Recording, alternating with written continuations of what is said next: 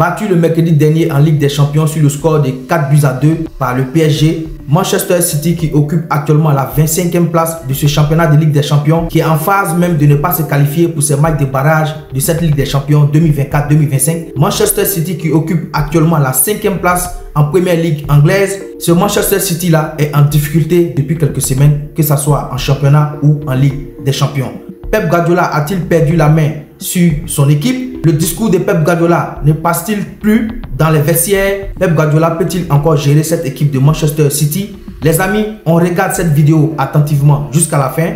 On la partage, on la like et on donne notre point de vue en commentaire. Mais la défaite de Manchester City à Paris est-elle la défaite de trop pour l'entraîneur des Mancuniens? Pep Guardiola a-t-il perdu son peps, son génie, son pouvoir et son charisme sur ses joueurs? Cette fois, Pep Guardiola ne s'est pas scarifié, on l'a pas vu s'auto-mutiler sur le bord du terrain, mais les expressions du visage de l'entraîneur des Citizens à la fin d'un match, il faut le dire, épique entre le Paris Saint-Germain et Manchester City au Parc des Princes, témoignaient quand même d'une certaine hébétude, peut-on dire, et d'un homme pourtant au palmarès immense. Si loin du Pep Guardiola, le meilleur entraîneur du monde, comme on s'amuse parfois à le dire, et à provoquer Rémi, bien sûr, qui fait la grimace, mais ça, c'était pour vous, Rémi, un petit message de début d'émission.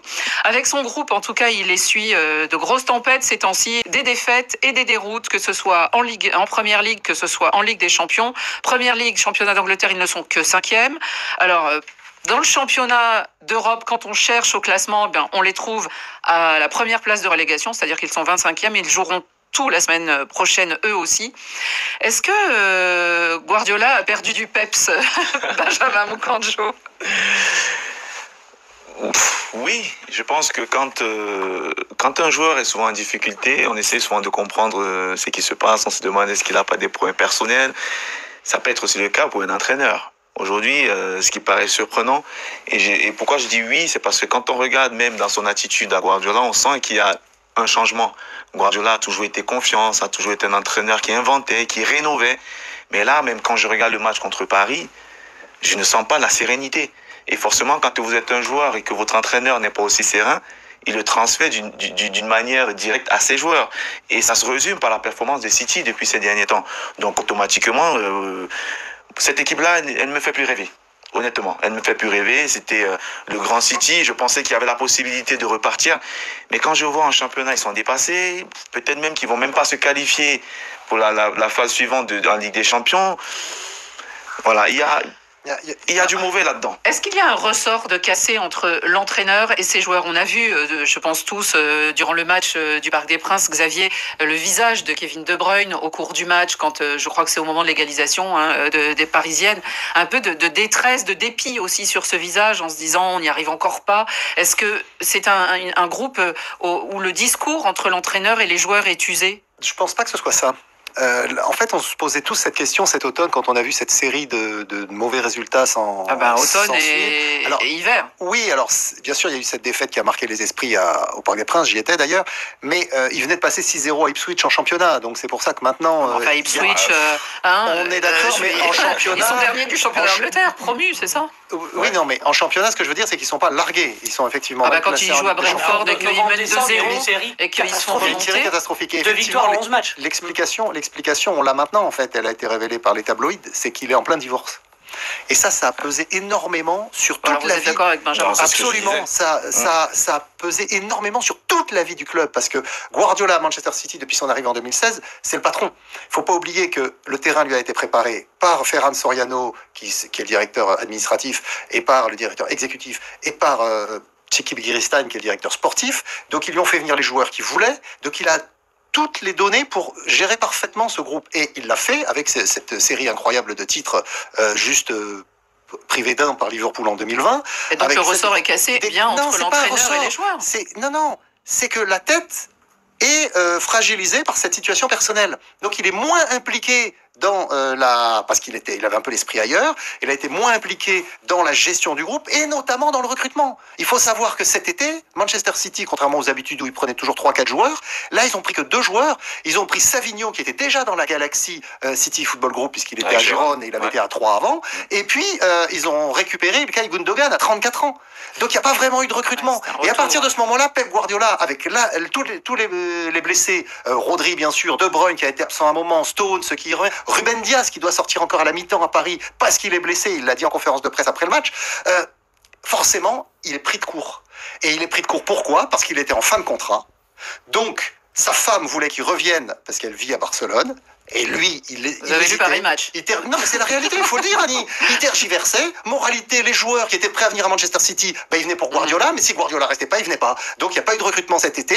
Il y a eu toutes ces tergiversations cet automne. Et aujourd'hui, effectivement, il y a du mou à Manchester City. Mais je ne crois pas qu'il y ait de rupture entre les joueurs et leur coach. C'est le coach qui lui-même se retrouve dans une situation personnelle compliquée. Et ça se reflète donc très sur le groupe ces temps-ci. En tout cas, vous êtes d'accord, même si l'origine peut être...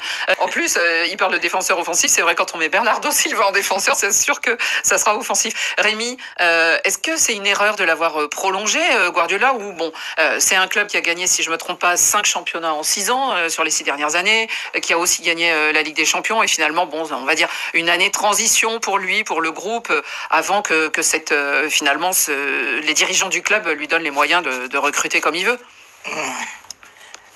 Je suis abasourdi chaque fois que j'écoute Xavier Barry. Ah bon? Je ne sais pas comment j'attrape le paludisme en plein hiver, parce que quand les gens écoutent Xavier Barry critiquer les autres entraîneurs qui perdent 3 matchs, il n'y a pas de raison extra-sportive. Maintenant, il nous sort un divorce alors que Guardiola a passé Noël avec son épouse, c'est-à-dire ce Noël. Donc avant cela, Guardiola n'était pas en forme.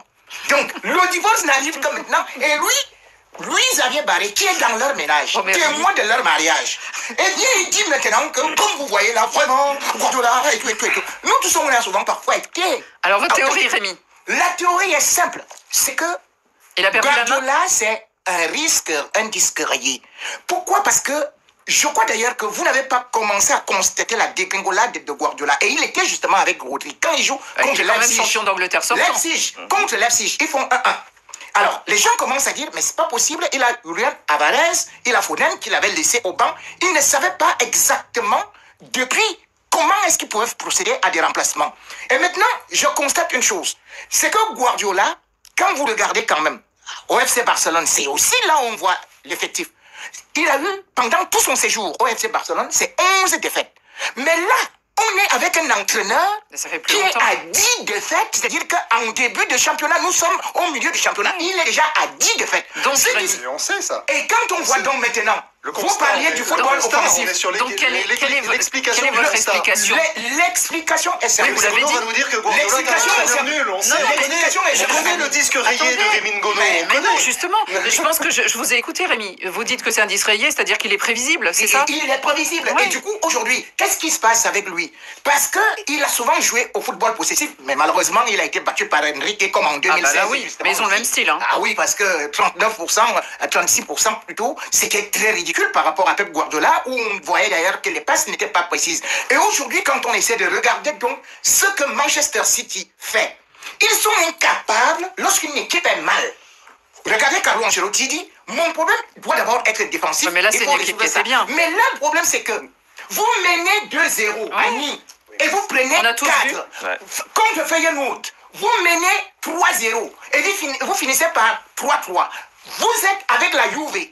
Vous êtes en train d'être mené 2-0 pour une équipe de Juve qui n'était que sur des nuls. Donc, pour moi aujourd'hui, vous avez beau critiquer Guardiola, vous lui dites que faites ceci, faites cela, changez, et il ne change pas parce que pour lui, vous lui dites que c'est lui le Jésus-Christ, c'est lui le connaisseur, mais malheureusement, aujourd'hui, tout le monde constate qu'il n'est pas le sauveur, comme le dit un proverbe africain, c'est l'opinion publique qui a toujours fini par crucifier. Rémi, ça fait des années qu'il domine le football. Du Café des Sports de Radio Foot savent que Rémi Ngono raconte n'importe quoi, parce que justement, Pep Guardiola, depuis qu'il a Manchester City, justement, il a fait évoluer son équipe pour s'adapter au football anglais, et il a notamment changé, en particulier, en faisant venir Haaland, parce que c'était le chaînon montant qu'il lui fallait pour gagner la Ligue des Champions. Et il a réussi. Donc non, il n'est pas un doctrinaire, il s'adapte, il a une conviction, et il fait évoluer son équipe selon cette conviction qui est la possession.